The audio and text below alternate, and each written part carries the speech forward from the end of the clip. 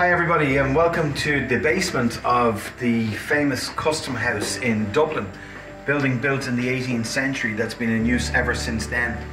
Nearly 100 years ago, on the 25th of May 1921, Eamon de Valera ordered an attack by the 2nd Battalion Dublin Brigade, Old IRA, to take over and destroy the records of customs revenue and local government here.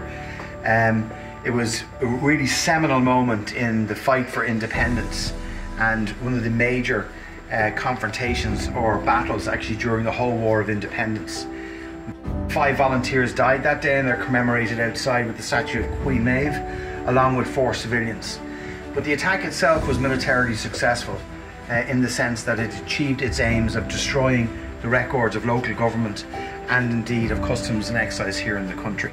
Down here in the basement we're actually below water level with the Liffey, which is just adjacent to us, obviously, hence the reason the building was built here for ships coming in and paying their custom and excise. But you'll see with a lot of the walls are still show the effects of the fire that happened here in 1921 during the attack. It's a magnificent building to work in. It's actually an honour for me to be a Fianna Fáil minister in this building and in charge of this department during the 100th anniversary of this very seminal moment in the fight for Irish freedom.